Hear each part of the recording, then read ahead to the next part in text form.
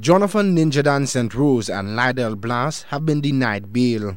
The decision was handed down by High Court Judge Kenneth Benjamin on Wednesday, after attorneys for the accused men made their cases for bail behind closed doors. Lon Theophilus, who represents the soca artiste, says the judge's decision not to grant bail took into consideration several factors, chief among them the public interest in the case and the safety of the accused.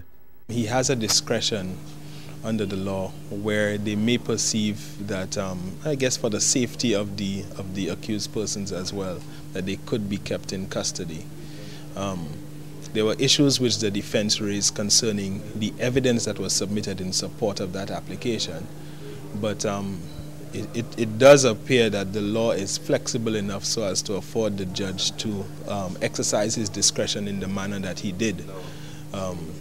Even though we are of the view that the evidence submitted by the prosecution in this regard is tenuous.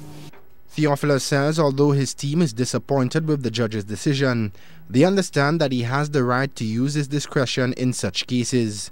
The Director of Public Prosecutions did not want to speak much about Wednesday's hearing because the proceedings are still ongoing.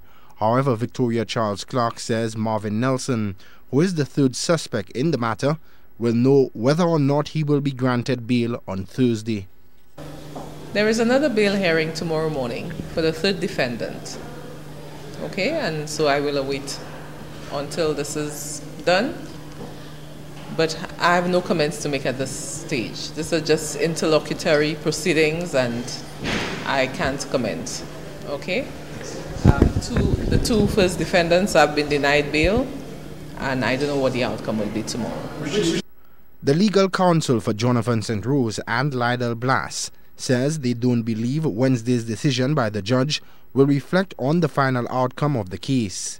For now, Stanley Felix and Lon Theophilus are preparing for July 17th, when their clients will be taken to court for another sufficiency hearing.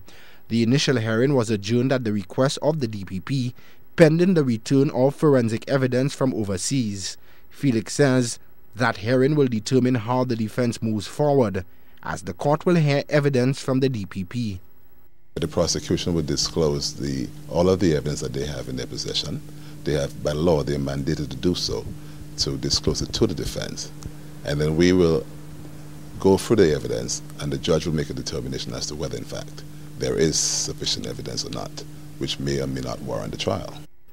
The third suspect in the murder case is represented by Andy George. George will make his case for bail before the judge on Thursday, and like Wednesday's hearing, that session will be open only to the DPP, the defense attorney, and the presiding judge. But for now, Jonathan Ninjadan St.Rose and his cohort Lydel Blasse will remain confined to their cells at the Bodley Correctional Facility until July 17th, when they may get another chance at bail. Shannon LeBon, HTS News, Channel 4.